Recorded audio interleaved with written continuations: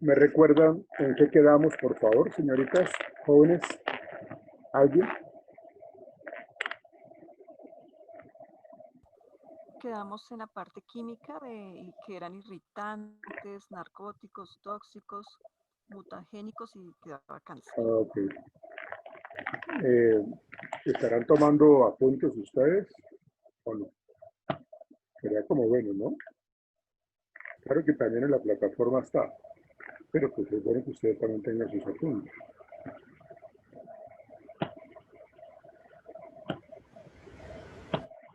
Bueno, vamos a continuar entonces con el tema porque está denso y tenemos que abordarlo en su totalidad. Bien.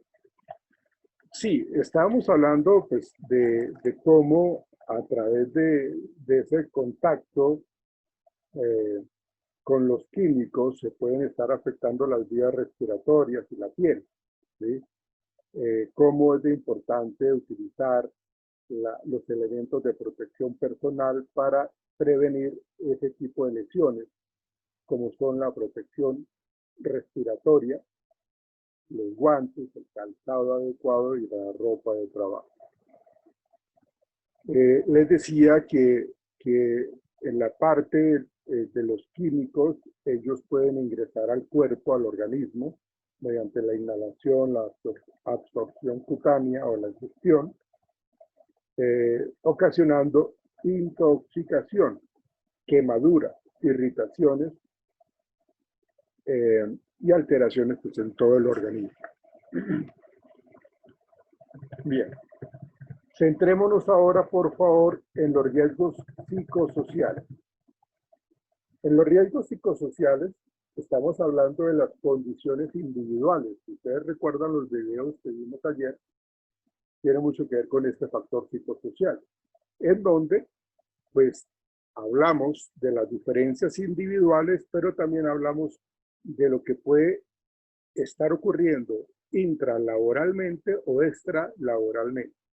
El hecho que nosotros salgamos del trabajo para la casa, para donde nosotros vivamos, con quien vivamos, pues lógicamente ahí se considera que eso es algo extralaboral, pero que no quiere decir de que no nos esté afectando.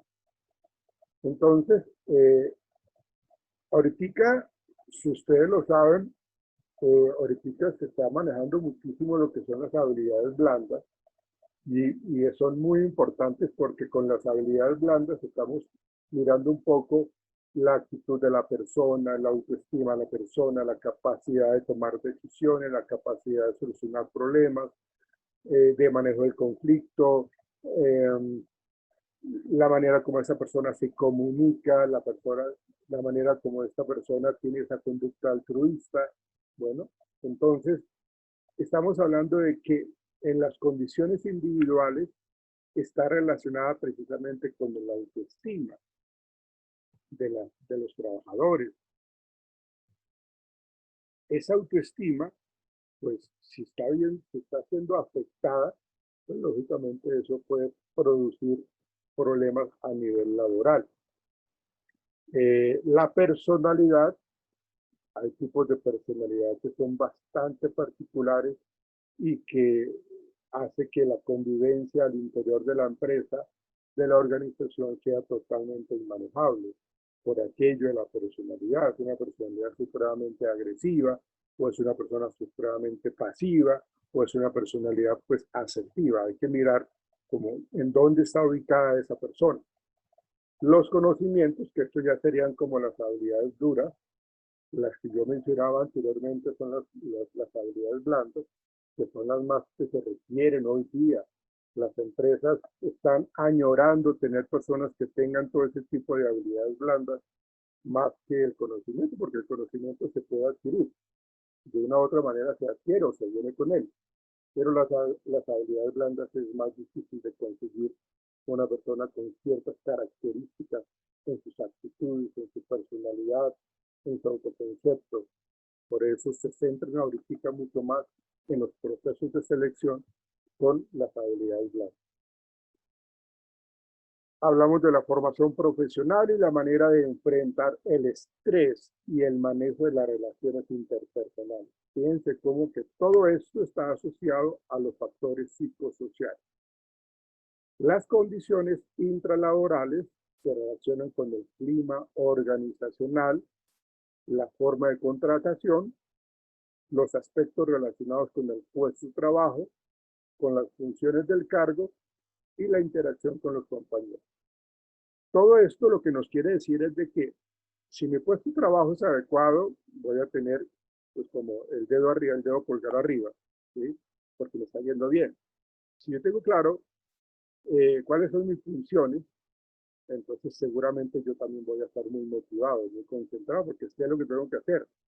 No hay ambigüedad en mi cargo, para nada. Lo tengo muy presente qué es lo que tengo que hacer o para qué me contrataron. Y si mi personalidad y mi forma de ser me favorece y no genera impacto negativo con la relación con mis compañeros, pues seguramente vamos a tener un clima laboral adecuado. Pero tiene que ver con esas condiciones intralaborales y el clima organizacional. Por otro lado, están las condiciones extralaborales. Eh, Son todos esos aspectos ajenos a la empresa, como la familia, las actividades sociales, el desenvolvimiento en el medio ambiente externo. ¿Sí? Eh, de alguna u otra manera, cuando estas situaciones no están presentándose con armonía, pues seguramente la persona se va a ver afectada y esa interacción con, con sus compañeros de trabajo pueden repercutir de una manera u otra en forma negativa. Entonces, se pretende de que exista ese equilibrio entre lo extralaboral y lo intralaboral, para que no repercuta de una manera negativa cuando se tiene ese desequilibrio a nivel familiar, por decir algo. Tengo problemas con mi esposa, tengo problemas con mi hijo o con mis hijos, ¿sí?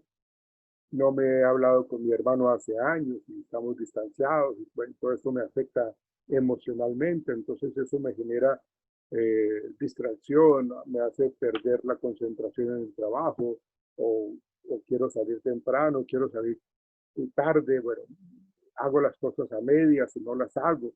Entonces, todo esto, toda esta situación de desequilibrio, toda esta situación de desequilibrio repercute en los demás, surgiendo entonces un estado de peligro. Si veíamos nosotros ayer en los videos que curiosamente nos parecían como cómicos, pero la manera como el señor se trepaba en las mesas y se le iba encima al compañero a pegarle, quiere decir de que repercute fuertemente en los demás. ¿Ven? Entonces interfiere con el desarrollo normal de las funciones del trabajador y lógicamente pues la productividad laboral se está yendo a afectar. Esos son los factores psicosociales, señoritas y caballeros. Ahora miremos otro factor muy importante de identificación de peligros, que es el biomecánico. El biomecánico son todos aquellos peligros inherentes al proceso o el uso o la tarea que influyen en aspectos organizacionales entre la interacción del hombre, es decir, del trabajador, con su medio ambiente de trabajo, con las condiciones de trabajo y su productividad, que tienen lógicamente repercusión con la carga física, la carga estática y la postura. ¿Sí? ¿Qué es lo que nos dice el peligro biomecánico? Pues nos dice que eso está presente en todas las funciones que se cumplen dentro de la empresa, debido a que siempre se requiere que la persona esté sentada o que constantemente esté de pie o que esté acostado o que esté semisentado, lo que trae consigo fatiga muscular, cansancio, sobreuso de las articulaciones. Todo aquello del manguito rotador, de la epicondilitis, del túnel carpiano, eso no es gratis, eso viene surgiendo con el paso de los años y por eso se requiere que en las pausas activas haya unos espacios para tratar de mitigar todo ese tipo de lesiones. Pero si sobreusamos las articulaciones, estaremos ocasionando lesiones osteomusculares. Es por ello que se requiere de una buena higiene postural. Entonces el comité paritario tiene que estar constantemente dándose un paseíto por toda la organización y mirar cómo están las sillas de los trabajadores, cómo está la iluminación, cómo está la ventilación, qué tan cerca o qué tan separados están, si están en hacinamiento, ¿sí? Pero estamos determinando de que el aspecto biomecánico influye de una manera fuerte y que se necesita entonces que el trabajador evite estar con ese tipo de lesiones, y estas lesiones casualmente son consideradas como el número uno en la enfermedad laboral, porque como les digo, es mucho más repetitivo esta situación. Eso sería con el factor biomecánico, ¿sí? Estas condiciones de seguridad que voy a mencionar son muy importantes, son supremamente importantes, y hay una gran cantidad de condiciones de seguridad que tenemos que tener claras para poder entender cómo aquellos peligros involucran condiciones peligrosas, valga la redundancia, originadas en un mecanismo. Es decir, si yo tengo que manipular una máquina, un equipo o un objeto, o las instalaciones locativas, ¿sí? Que al entrar en contacto con la persona puede estar provocando un daño físico de acuerdo con la intensidad y el tipo de contacto, el tiempo de contacto.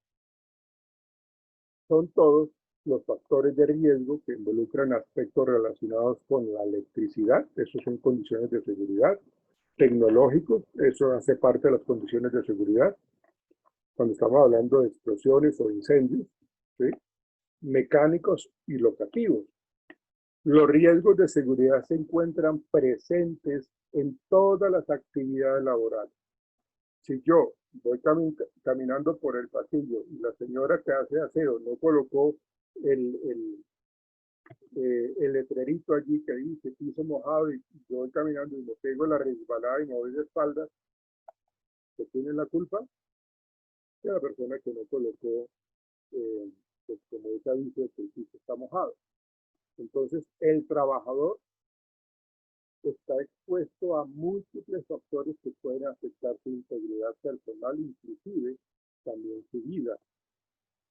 Si hablamos de lo locativo, tiene que ver con el estado de las paredes, pisos, techos, instalaciones, problemas de orden y de aseo. Esos videos que vimos ayer, pues yo no los coloqué porque sí, no, hay que entender de que todo esto que hemos venido hablando, lógicamente están relacionados. Entonces, algunos puestos de trabajo se concentran en sus tareas y olvidan, o sea, olvidan la importancia de mantener un orden, de mantener un aseo, de mantener un espacio adecuado en donde se almacenen las cosas con un orden lógico, coherente, en conservar un buen estado de las estructuras e instalaciones. Todo esto, pues, lógicamente, va a evitar accidentes de trabajo y enfermedades laborales. Y vuelvo y digo que yo como trabajador debo informar si yo estoy viendo que hay una grieta en la pared donde yo estoy trabajando y que hay un riesgo de derrumbe de esa pared o que se caiga esa pared, entonces yo tengo que avisar. Y vuelvo a que el supervisor o mi jefe inmediato avise al comité paritario y el comité paritario haga las acciones de mejora para evitar esos accidentes de trabajo o esas enfermedades laborales. Cuando hablamos nosotros de condiciones de seguridad, estamos hablando del mecánico, proviene del contacto con las máquinas, equipos, implementos de trabajo que pueden generar accidentes de trabajo, como corte, amputaciones, fracturas, aplastamientos y atrapamientos. Otro tipo de condiciones de seguridad está asociado con lo eléctrico. Y esto es un agente potencial de quemadura, de fibrilación ventricular. O sea, las personas que están trabajando en altura y que tienen que coger o arreglar esos postes de luz de alta tensión, pues esa fibrilación ventricular se va a ver allí latente porque lo manda uno al piso porque el impacto eléctrico es muy fuerte. Entonces la electrocución es fuerte y pues, puede causar la muerte. ¿Sí? Entonces hay que tener mucho cuidado con eso. Otra condición de seguridad es la parte tecnológica, como derrames, como fugas, como explosión, como incendio. Y estos pueden causar intoxicación, quemaduras y muerte. Entonces fíjense que, y ahorita lo vamos a ver más adelante en una plantilla en Excel que nos está mostrando cada uno de estos factores cómo pueden estar afectando un desempeño laboral, unas funciones de trabajo que se presentan de una manera diaria. Mire que el manejo del público también es algo que se asocia a las condiciones de seguridad. Personas que están trabajando y que están expuestas a que haya atracos, a que haya secuestros, asaltos, atentados, extorsiones, orden público, inclusive delitos internos en la propia empresa, en donde hay ataques de un trabajador hacia otro, ¿ven? Que pueden estar motivados por muchos factores, ¿no? Pero el contacto con el público, la gente que tiene que estar atendiendo a los usuarios, a los pacientes, a la gente, entonces uno se encuentra con personas que son bastante irascibles, son bastante inadecuadas. Entonces, esa es otra condición de seguridad. ¿Y cómo hay que manejarlo? Pues eso hay que tener claro con el comité paritario cómo se tiene que trabajar ese tipo de asuntos de condiciones de seguridad relacionadas con el público. ¿Sí? En días pasados les cuento algo que pasó acá donde yo vivo, por Villaluz. Aquí lo que pasó es que en el conjunto donde yo estoy, pues los guardias de seguridad, los vigilantes, ellos pues hacen sus recorridos por los diferentes espacios del conjunto, las torres, ¿sí? Y pues encontró a un muchacho y ese muchacho estaba teniendo relaciones sexuales con una señorita, ¿sí?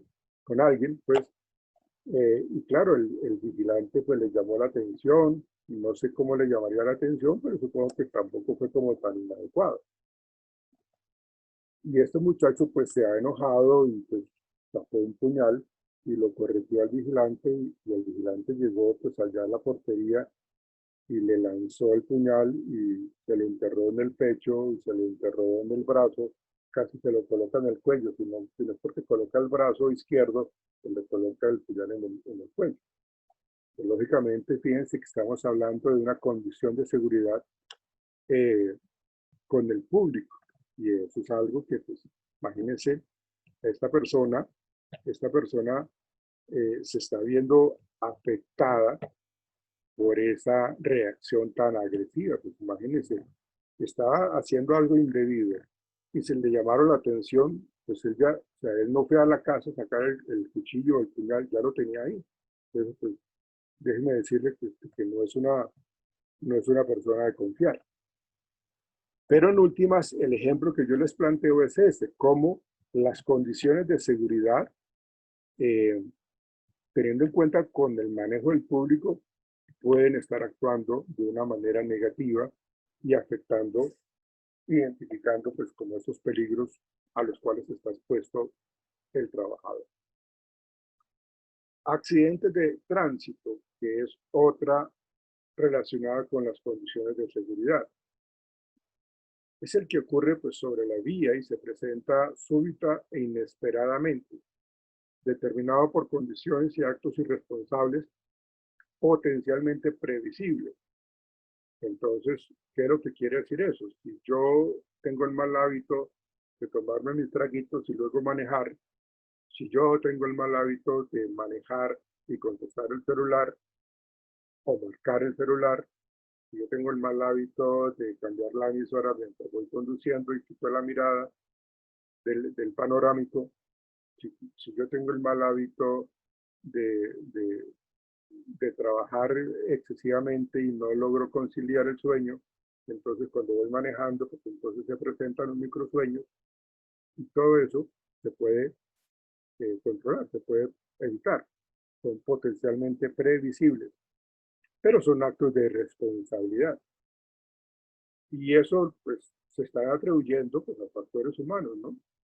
En donde se operan vehículos, pero que realmente es una necedad para las personas que hacen ese tipo o que asumen ese tipo de conducta, ¿sí? Ahora,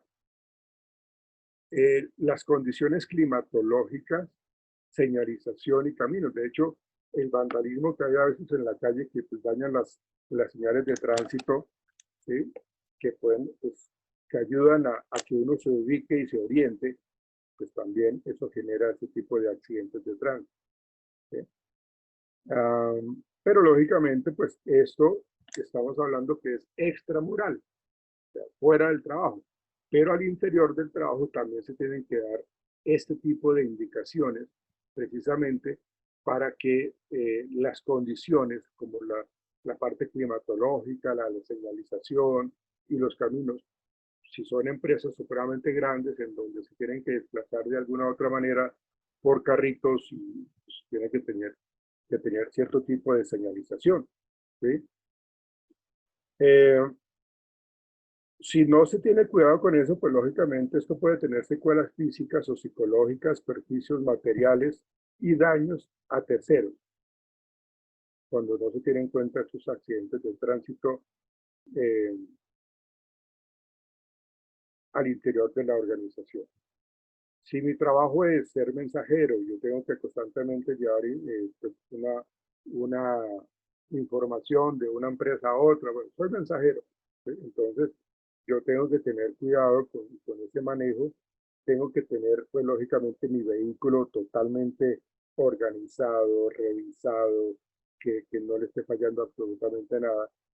Y si yo no lo hago, pues corro el peligro de hacerme daño o de hacerle daño al tercero, ¿sí?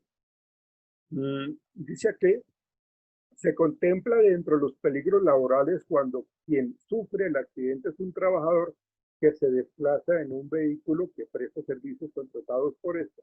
Era lo que yo les estaba diciendo. Las ARL, pues como que evalúan mucho eso y determinan, mire, a usted le pasó ese accidente, pero usted no estaba en horario de trabajo. Ese accidente le sucedió cuando usted estaba de la casa a su trabajo, el horario fue este, y usted empieza a trabajar de 8 a 5 de la tarde. Entonces, y ahí se cogen las ARL para evitar todo eso, pues sí, para no pagar absolutamente nada, ¿sí? Pero si el accidente fue en horas laborables, entonces, pues lógicamente eso sí se tiene que cubrir por parte de las ARL, por parte de las empresas como tal. Si yo me escapé del trabajo y algo me pasó, bueno, pues ¿qué hacía fuera del trabajo? Usted porque estaba por allá, si su jornada de trabajo es de tal hora a tal hora y su sitio de trabajo es este, acá en este sector, en este espacio, ¿usted qué hacía por allá? ¿Ven? Entonces, los accidentes de tránsito están muy relacionados con todo esto, ¿sí? Y el cubrimiento de las ARL, pues tienen su manera de controlar absolutamente eso. Los trabajos en altura, cualquier actividad o desplazamiento que realice un trabajador mediante este, mientras esté expuesto a un riesgo de caída de distinto nivel. Aquí estamos hablando, trabajo de altura no solamente del piso hacia arriba, sino también del piso hacia abajo, es decir, los pozos, el ingreso a tanques, el ingreso a excavaciones de profundidad, también se consideran con trabajo en altura. No solamente las personas que trabajan en los postes, no solamente las personas que trabajan limpiando los ventanales de edificios altísimos, no, también los trabajos de altura tienen que ver con el desarrollo bajo nivel cero, es decir, del piso hacia abajo, ¿sí? Y eso se comienza a compartir como con los conceptos de trabajo de espacios confinados. Ese trabajo de espacios confinados, las labores, realizadas en espacios cerrados o semicerrados.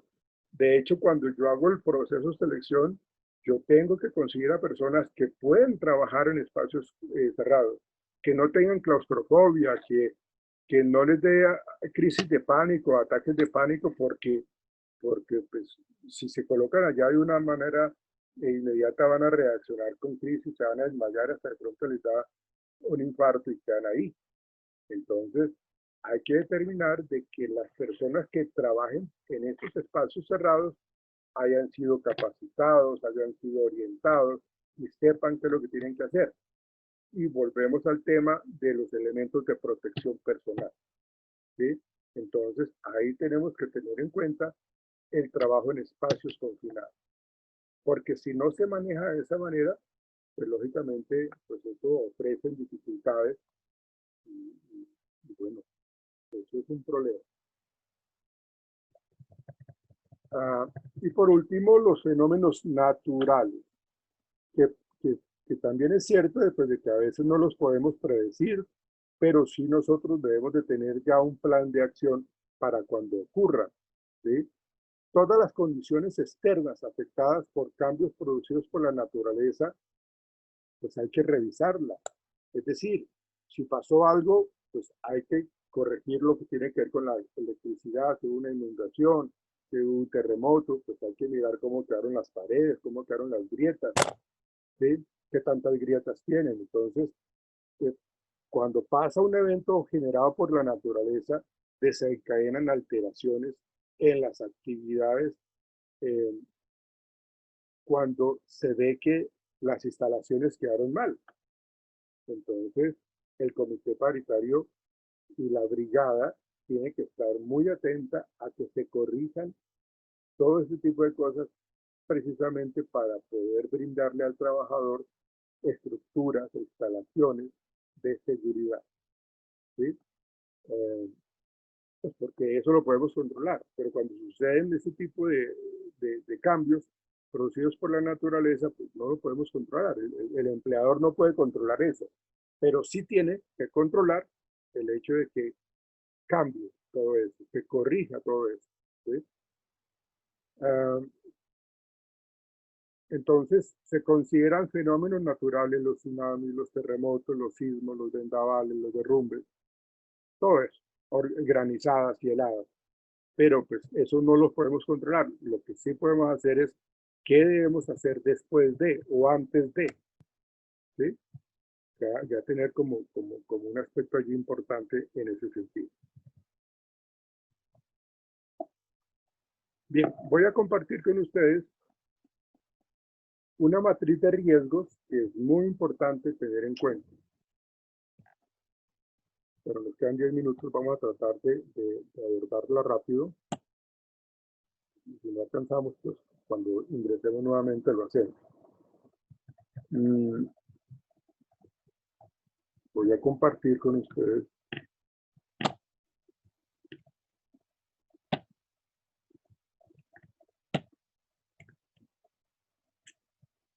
que esto es lo que yo quiero que ustedes trabajen. Exactamente eso es lo que yo quiero que ustedes diseñen. ¿Están viendo el Excel? Sí, señor. La matriz de riesgo. Sí, pero... Bueno, ¿qué es lo que tenemos acá nosotros en esta matriz? Acá tenemos nosotros una serie de cargos: atención al cliente, toma de muestras de laboratorio, aseo en las diferentes instalaciones del trabajo, en este caso, pues, el centro médico donde yo estoy trabajando, consulta médica y mantenimiento locativo.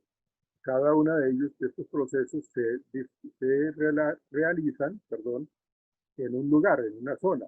Acá en este caso la atención al cliente es una recepción de la empresa.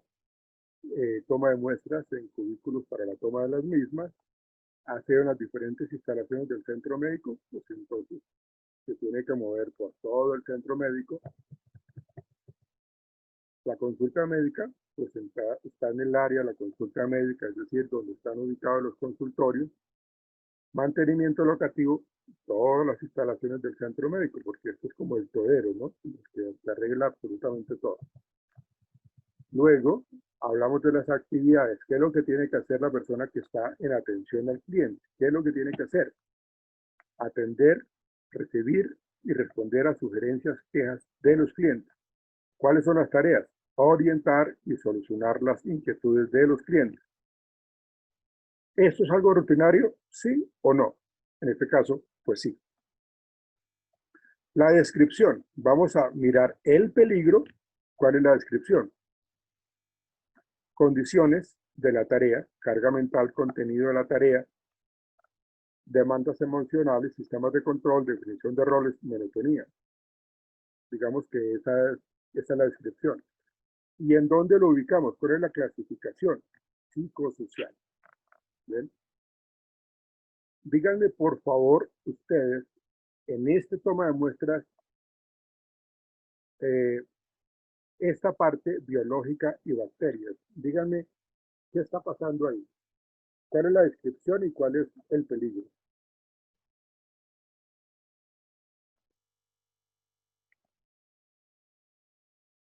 ¿Ustedes qué opinan? Díganme, por favor. ¿Me están escuchando? Se le escucha muy bajito.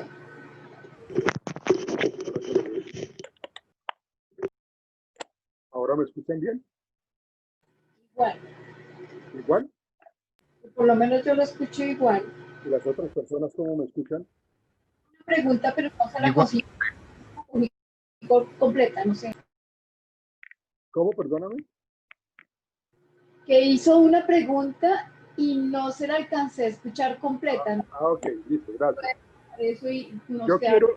quiero que, por favor, en el segundo ejemplo que hablamos de toma de muestras, en donde pues trabajan cubículos para la toma de muestras, en donde las actividades son atención al usuario para la toma de muestras, en donde las tareas es la toma de muestras, en donde es una actividad rutinaria. Cuando hablamos del peligro en la descripción, háblenme por favor con respecto a lo biológico y a las bacterias. ¿Qué es lo que pasa allí? ¿Qué vemos ahí nosotros? Biológico, contagio, el riesgo de contagio. Uno, si la persona tiene SIDA, es un riesgo de contagio. Debe tener unos guantes, por ejemplo. ¿Sí? Dos, Es decir, la manipulación, no es porque la tenga la persona VIH, sino porque es la manipulación de los implementos. Es decir, volvemos al tema de los elementos de protección personal, ¿cierto? Pero miren el error que hay allí, que eso es lo que yo quería que ustedes vieran y determinaran. Cuando hablamos de la descripción, tenemos que decir que son las bacterias la que debería ir acá. Y el riesgo sería acá en lo biológico, es decir, que la clasificación iría acá en lo biológico y las bacterias, que es lo que tú acabas de decir, pero estaría ubicado en el área de descripción. Entonces aquí tenemos un error, pero era precisamente para que ustedes se dieran cuenta de que en el peligro hay que hacer una descripción y hay que ubicarlo si es condiciones de seguridad, si es biológico, si es químico, qué tipo de condiciones de seguridad, si es de vibración, si es de todo el cuerpo o es segmentaria. Pero acá lo que tenemos que hacer nosotros es clasificar dónde lo ubicamos. Y aquí está mal. ¿Ven? Lo mismo acá. O sea, la clasificación lo que nos permite a nosotros es determinar cómo son esos riesgos. Acá estamos hablando de clasificación, entonces acá también iría condiciones de seguridad y en la descripción iría acá. ¿Sí me hago entender?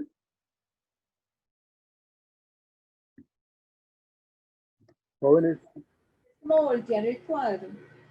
es cambiar. Lo que pasa es que precisamente está así porque quiero que ustedes hayan identificado como esa falla que hay allí. O sea, si yo estoy trabajando en el comité paritario, yo tengo que diseñar muy bien esto. Entonces las condiciones de seguridad tienen que ir acá, en la clasificación. Y la descripción, que es esta, tiene que ir acá. ¿Ven? Y aquí hay varias que están en error. Entonces, bueno, eso por un lado. Seguimos acá. ¿Cuáles son los efectos posibles de esta atención al cliente? Estrés, cefalea atencional, dolor de cabeza, migraña, lo que sea. ¿Sí? Fuente, ninguno. ¿Sí? Medio, capacitación del manejo del estrés. Es decir, de qué manera yo voy a ayudar a la persona a que controle el estrés. Yo tengo que enseñarle estrategias que manejen el estrés. Y tengo que enseñarle a que se pueda comunicar, a que tenga habilidades sociales. Entonces el comité paritario va a diseñar un proceso de capacitación para que las personas que tienen este tipo de actividad puedan enfrentar la atención al cliente. ¿Sí? ¿Y cuál es la responsabilidad del individuo? Pausas activas. Y esto también tiene que enseñárselo el comité paritario. Profe, una pregunta. Señora. ¿En fuente a qué se refiere? Ya vamos a mirar a eso, ya ahorita lo vamos a mirar. Porque fíjate que siempre aparece en ninguno. Ya vamos a mirar qué es lo que nos dice ese concepto de fuente. Esto es lo que tenemos que tener claro, y ya lo voy a compartir también. El nivel de deficiencia, cuando estamos hablando del riesgo, toda esta parte cuantitativa y cualitativa es muy importante tenerlo en cuenta. Hay que trabajarlo muy bien. ¿Sí? Todo esto, de aquí para acá hay que hacer unas conversiones de acuerdo a unas tablas que ahorita las vamos a ver para poder entender esa evaluación de riesgo. Vamos a ver la valoración del riesgo, si hay una aceptabilidad del riesgo, si hay, cuál es el número de expuestos, es decir, son 8 personas o 10 personas que están trabajando en esas áreas, ¿sí? Pero son 10 personas que están expuestos a eso, ¿sí? ¿Cuál es la peor consecuencia? Pues acá tenemos que mirar también cuáles son las consecuencias que adquiere la persona que está trabajando en esa área. ¿Existe requisito legal específico asociado, sí o no? Por lo general es no. ¿Sí? Y acá tenemos que hacer unas medidas de intervención, es decir, el comité paritario va a hacer la eliminación, la sustitución, controles de ingeniería, controles de administración, señalización, advertencia, equipos, elementos de protección personal. Entonces vamos a mirar exactamente eso, que ahorita cuando nos saque la plataforma, cuando ingresemos, vamos a trabajar exactamente en eso, identificar ese cuadrito, entendiendo todo lo que tiene que ver con clasificar los procesos, las actividades, las tareas, cómo identificamos los peligros, los efectos posibles, ¿ven? Entonces, eso lo vamos a trabajar ahorita. Y te voy a explicar a qué hace referencia